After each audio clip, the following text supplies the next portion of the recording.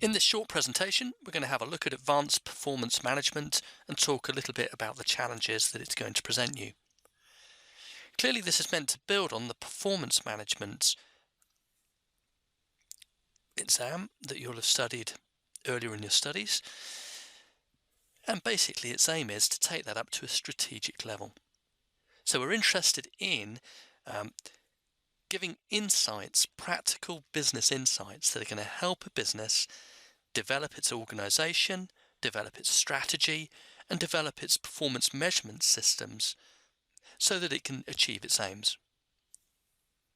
A helpful definition to start with: performance management is any system that an organization has in place which will help it to achieve its objectives.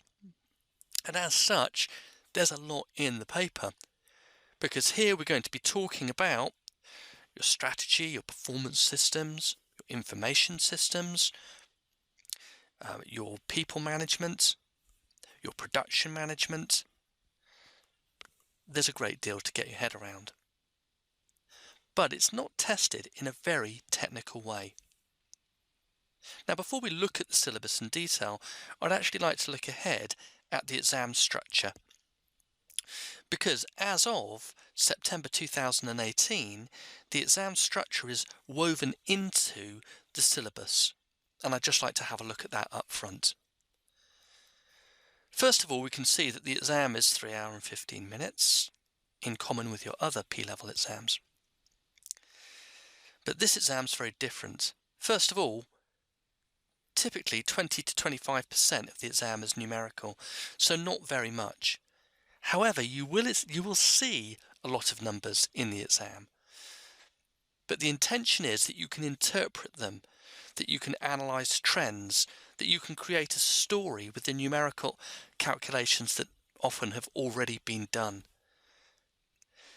So 20%, 25% numerical, but actually quite a lot of figures to discuss in the exam. Critical that you have a good knowledge, but reciting knowledge will not allow you to pass the exam. Again, 20 to 25% of the exam will be for having knowledge, but if you don't have it, you can't pass. And that's a real dilemma.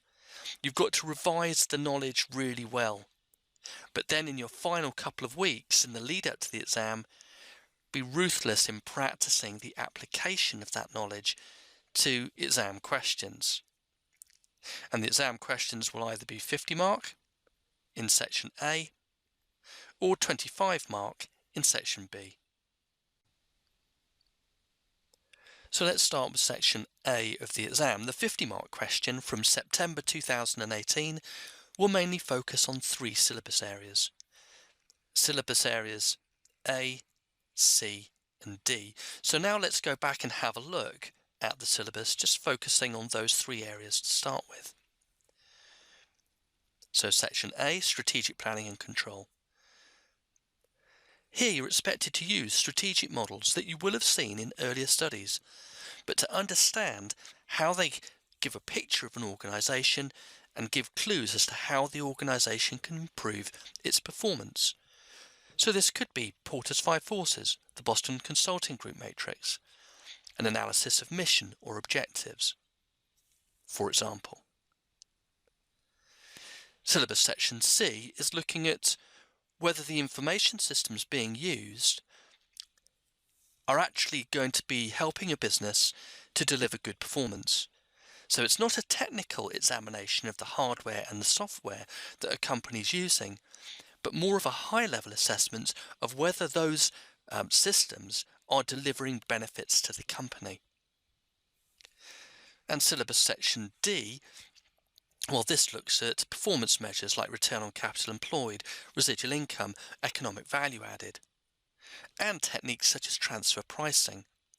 And more broadly, we look at how people are being managed and how quality is being managed, and whether these things are being managed in a way that are going to be generating strategic success.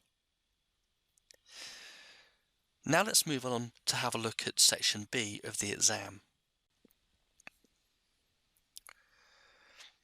Okay, so going back to look at section B of the exam, here you've got 2 mini case studies. They're normally at least a page long, and they give you a practical scenario to address using the knowledge that you have. Again, from September 2018, one of the Section B questions will come from Section E of the syllabus. So let's have a look at this.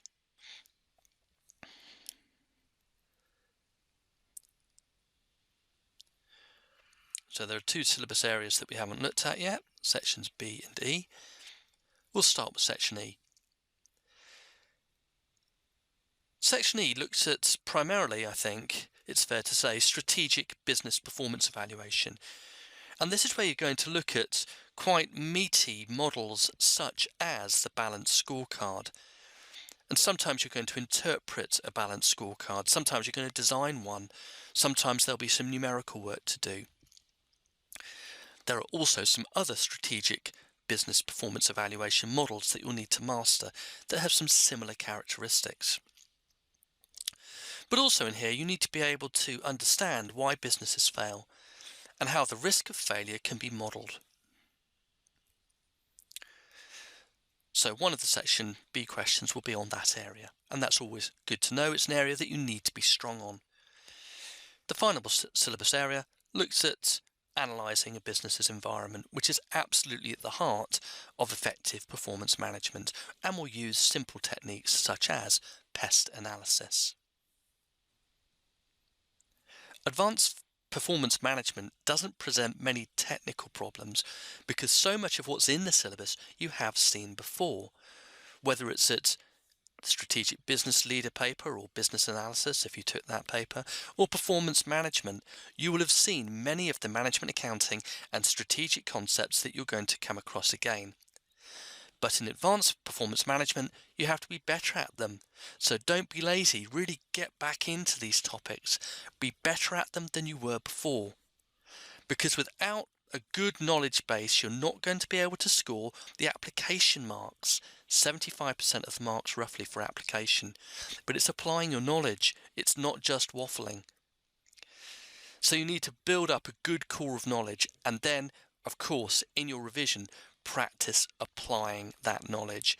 It is the application of knowledge to the practical case studies that you will come across in the exam that will allow you to pass this paper. Hope you enjoy your journey through advanced performance management. There's plenty there to keep you interested.